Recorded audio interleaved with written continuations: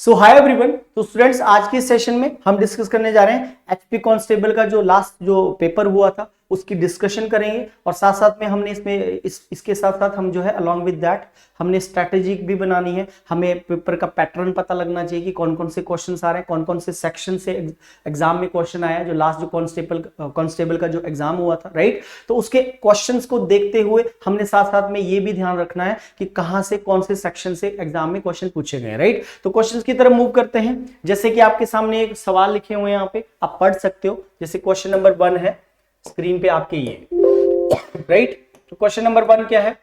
In each of questions given below, a sentence is given with 3 words in bold, right? Choose the option which gives the correct sequence of those words to make the sentence grammatically and contextually correct. मतलब एक example है और उसमें जैसे ये bold किया word, जैसे conflict पहला वर्ड है, यहां पे पहला वर्ड है आपके सामने कॉन्फ्लिक्ट, राइट। कॉन्फ्लिक्ट एक वर्ड बोल्ड कर रहा है, कॉन्फ्लिक्ट वर्ड बोल्ड कर रहा है।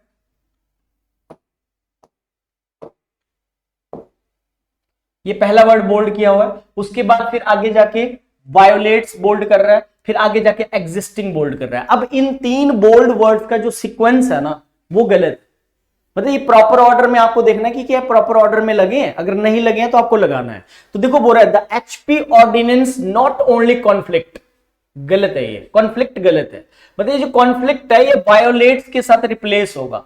वर्ड स्वैपिंग भी बोलते हैं इसको। इस क्वेश्चन को वर्ड स्वैपिंग भी बोला जाता है। वर्ड स्वैप करना, ठीक है। स्वैपिंग समझते हो, रिप्लेस करना, राइट। वर्ड स्वैपिंग भी बोला जाता है इस सवाल को। तो आपको सेंस होनी चाहिए। ये सवाल हम आपकी सेंस से होगा। इसको करने का एक ही ट्रिक है कि आपकी भाषा के ऊपर पकड़ होनी चाहिए। जब आपने वाक्य पढ़ा तो आपको लगना चाहिए कि यहाँ पे कौन सा वर्ड रिप्लेस होगा, ठीक है। The HP ordinance not only violates guaranteed fundamental rights but is also in, अब यहां पे आएगा कॉन्फ्लिक्ट, बट इज ऑल्सो, ये दो वर्ड आपस में वायोलेट्स और कॉन्फ्लिक्ट आपस में स्वैप होंगे, राइट। तो कॉन्फ्लिक्ट की जगह वायोलेट्स जाएगा और वायोलेट्स की जगह कॉन्फ्लिक्ट आएगा। अब सेंटेंस पढ़ के देखो, the HP ordinance not only violates guaranteed fundamental rights but is also in conflict with existing personal laws. तो मतलब हमारा ए के साथ बी रिप्लेस हुआ, ए के साथ बी रिप्लेस हुआ, ठीक है। ये ए में है और ये आपका बी में है और सी अपनी जगह सही लिखा हुआ है। तो सी कहां पे हुआ? ए के साथ बी रिप्लेस हो रहा है, ए के साथ बी रिप्लेस हो रहा है, तो ए के साथ बी रिप्लेस हुआ। ए बी सी सीधे आएंगे या बी ए सी? बी पहले आएगा तो आंसर सी है ना। बी पहले चला गया, ए बाद में आ गया, बी पहले आ गया, वायोलेट्स, फिर ए आ गया, कॉन्फ्लिक्ट, फिर आपका सी एग्जिस्टिंग अपनी जगह सही लिखा है। तो पहले का जो राइट आंसर बनेगा that could be option number C, right. अब इसी तरह से सेकंड सेंटेंस देख लो, the supreme court has been asking states to reservation, to reservation. Reservation तो नाउन है, जबकि टू के बाद तो हमेशा वर्ब की फर्स्ट फॉर्म आती है। आपको पता होना चाहिए, ग्रामर अच्छा होना चाहिए। 2 + V1 होता है। जब भी 2 आएगा तो उसके बाद हमेशा वर्ब की फर्स्ट फॉर्म आएगी, जबकि रिजर्वेशन तो एक नाउन है, राइट। तो 2 + वर्ब आनी चाहिए यहाँ पे, राइट। तो वर्ब यहाँ पे आ गई, प्रोड्यूस आएगा, ठीक है। मतलब सी वाला ए, फिर आपका ये बी सी, सी वाला ए के साथ रिप्लेस होगा। अगर सी वाला ए के साथ रिप्लेस हो रहा है तो इसका आंसर होना चाहिए सी ए बी। कैसे बनेगा? The supreme court has been asking states to produce quantifiable data to justify their level of reservation, their level of reservation। मतलब ए के साथ सी रिप्लेस हो रहा है, ए के साथ सी रिप्लेस हो रहा है, तो आंसर बनेगा ये।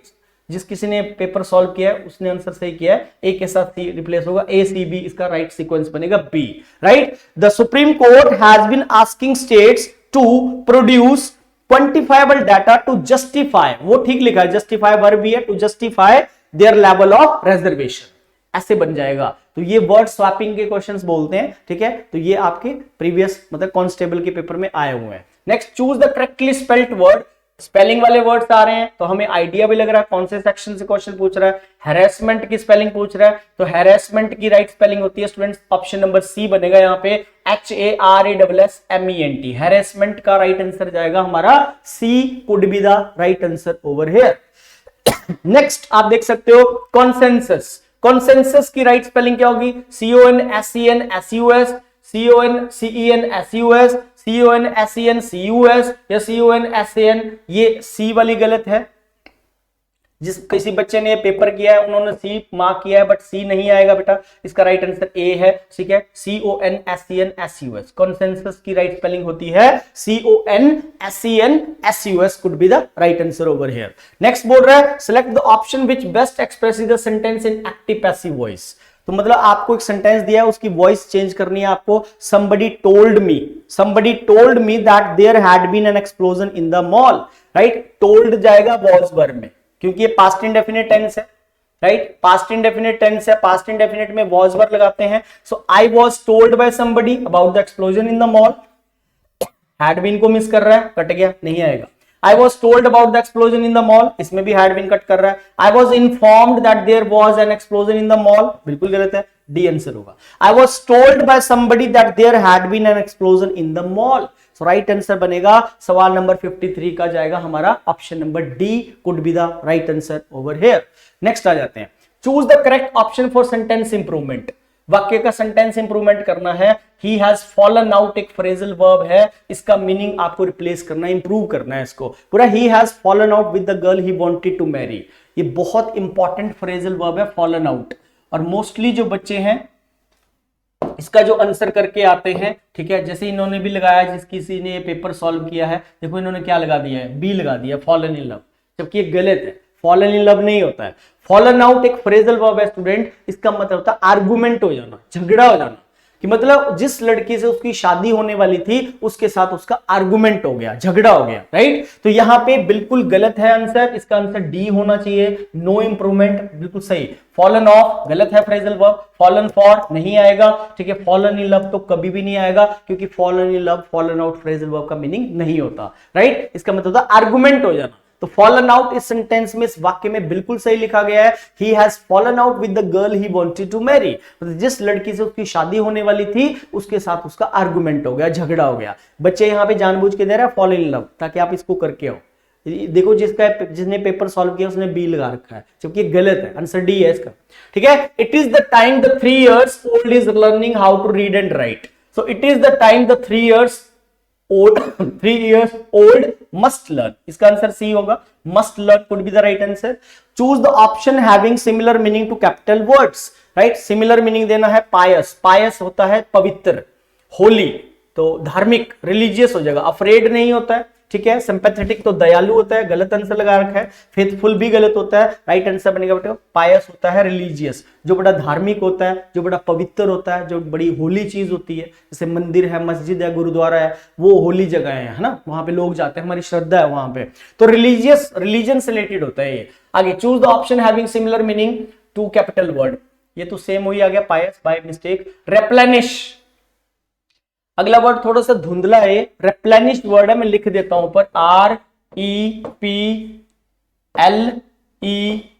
REPLENISH, ये वर्ड है रेप्लेनिश, और इसका मतलब होता है किसी चीज को ना भरना, किसी चीज को भरना, मतलब किसी चीज में टू फिल समथिंग। रेप्लेनिश का ऑपोजिट डिप्लीट होता है, कभी इसका ऑपोजिट आए तो इट्स ऑपोजिट इज डिप्लीट, लेकिन रेप्लेनिश का मतलब टू फिल समथिंग, है ना। तो जैसे आपका मोबाइल मतलब रिचार्ज खत्म हो जाता है तो हम दोबारा डलवाते हैं ना रिचार्ज, तो रिचार्ज भी बन सकता है। वैसे रिस्टोर भी है इसका सिमिलर, ऐसा नहीं कि रिस्टोर नहीं हो सकता, दोबारा से किसी चीज को स्टोर करना, ठीक है, लेकिन यहां पे ज्यादा अप्रोप्रिएट आपने करना है, बेसिकली रिचार्ज ज्यादा अप्रोप्रिएट बनेगा इसका। आगे जाते हैं, choose the option correct for the sentence, ठीक है। A hater of knowledge and learning, a hater of knowledge and learning एक ऐसा बंदा होता है जो ज्ञान से, सीखने से नफरत करता है, उसको बोलते हैं बेसिकली मिसोलॉजिस्ट, ठीक है। मिसोलॉजिस्ट होता है, मिसोगाइनिस्ट होता है जो हेटर ऑफ वुमेन होता है, बिब्लियोफाइल होता है जो बिब्लियोफाइल होता है बेसिकली जो लवर ऑफ बुक्स होता है, hater of knowledge and learning जो सीखने नहीं चाहता उसको मिसोलॉजिस्ट बोलते हैं।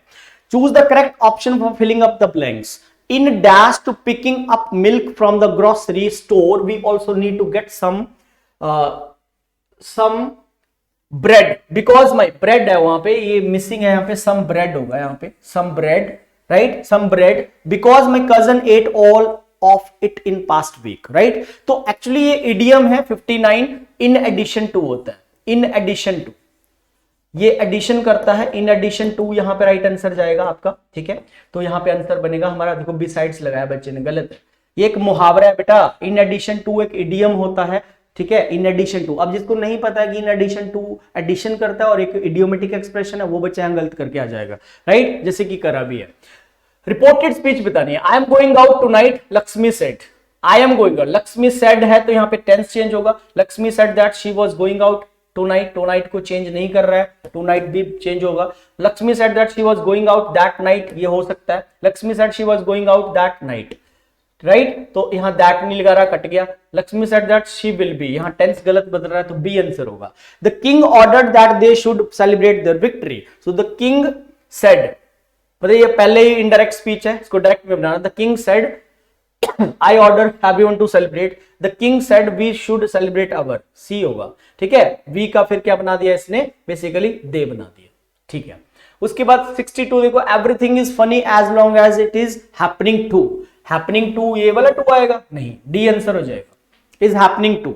Choose the correct meaning of the idiom as underline, everyone likes her since she always remains in high spirits. High spirits का मतलब होता है स्टूडेंट्स हैप्पी, खुशी होना। कर्टियस नहीं होता, चीयरफुल होता है। हाई स्पिरिट खुशी को बताता है और लो स्पिरिट हमेशा ही दुख को बताता है, सैडनेस को बताता है, राइट। नेक्स्ट देखो, he was a king who ruled his subjects with a high hand.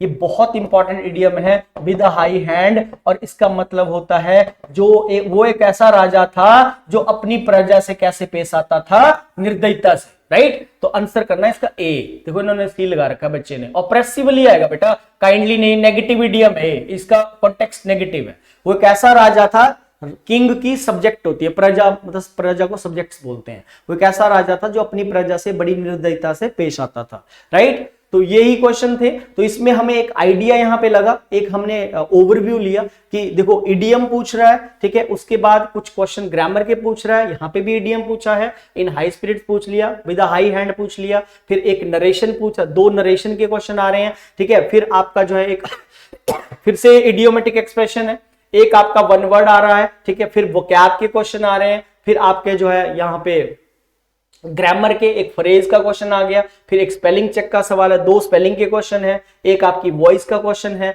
ना, और ये वर्ड स्वैप के क्वेश्चन आ रहे हैं। तो आपकी स्ट्रेटेजी होनी चाहिए कि डेली रूटीन में आप कुछ ना कुछ इडियम्स लर्न करो, है ना, क्योंकि आपको पता है एग्जाम में आ रहे हैं। विद द हाई हैंड ऑप्रेसिवली होता है, इन हाई स्पिरिट्स मतलब चीयरफुल हैप्पीनेस को बताता है, लो स्पिरिट सैडनेस को बताता है। तो इडियम्स पे वर्कआउट करना पड़ेगा, स्पेलिंग्स चेक पे काम करना पड़ेगा, अपनी वोकैबुलरी पे काम करना पड़ेगा। और ये जो पहले 2 सवाल है बेटा, ये टोटली है आपके अंडरस्टैंडिंग बेस्ड। तो आपकी स्ट्रेटेजी होनी चाहिए कि मैं डेली रूटीन में कुछ ना कुछ मुहावरे भी याद करूं, ठीक है। और इडियम्स को याद नहीं करना होता, उनको प्रैक्टिकल इंप्लीमेंटेशन देनी होती है। जैसे कई बार हम ऐसे भी तो बोलते हैं, something is better than nothing, something is better than nothing, कुछ नहीं से कुछ भला। तो ये भी तो एक मुहावरा है, इसको भी हम सिचुएशन के हिसाब से यूज करते हैं। तो इनको रट्टा नहीं मारना होता है, क्योंकि बच्चे क्या करते हैं कि एग्जाम में 2 मुहावरे आने तो रटने लग जाएंगे, याद करने लग जाएंगे। कोशिश करो अपनी उस एजुकेशन को प्रैक्टिकल इंप्लीमेंटेशन देने की। कोई सिचुएशन आ रही है तो वहां पे उस इडियम का यूज करो, जितना ज्यादा उसको आप प्रैक्टिकल यूज करोगे तो फिर वो चीज आपके लिए ईजी हो जाएगी, फिर टफ नहीं लगेगा। जैसे फॉलन आउट, जो मैंने एक फ्रेजल वर्ब बताई जिसका मतलब था उसमें नो इंप्रूवमेंट था, उसका आंसर मैंने यूट्यूब पे भी चेक करा, ठीक है, काफी टीचर्स ने उसका आंसर फॉलन इन लव भी बताया। जबकि फॉलन आउट का मीनिंग कभी भी फॉलन इन लव नहीं होता, उस फ्रेजल वर्ब का मीनिंग होता है हमेशा ही जब हम जो है जिस लड़की से उसकी शादी होने वाली थी उसके साथ उसका आर्गुमेंट हो गया, झगड़ा हो गया, राइट। तो आपको नॉलेज होगा। अब अक्सर वहां पे 99% बच्चा जो फॉलन इन लव करके आएगा, आपको नॉलेज था है तो आप जो है आंसर वहां पे नो इंप्रूवमेंट करोगे। और यही बातें हैं जो आपको यूनिक बनाएंगी और आपके एग्जाम में ज्यादा मार्क्स आपके बढ़ेंगे, है ना। दूसरों को देखो बीट करना है, दूसरे को पीछे रखना है, पीछे पछाड़ना है उसको, तो you need to do something unique, right. यही कॉन्सेप्ट्स होते हैं जो बूंद बूंद से सागर बनता है, many a little makes a mickle बोलते भी हैं। थोड़ा थोड़ा ज्ञान है, इसको बटोरो, ठीक है, इसको कलेक्ट करो और एक दिन आपका जो है पेपर जरूर क्रैक होगा। बोलते में a good beginning makes a good ending, एक अच्छी शुरुआत का ही एक अच्छा अंत होता है। एक स्टार्टिंग की जरूरत है। जिस दिन पहला पेपर आपका क्रैक हो गया ना, फिर देखना रो में आप सारे निकालने लग जाओगे, क्योंकि आपके अंदर वो पोटेंशियल आ जाएगा, आपको पता लग जाएगा पेपर को टैकल कैसे करना है, कैसे इसको हिट करना है। तो आज के सेशन में इतना रहेगा। Thank you very much, take care, see you.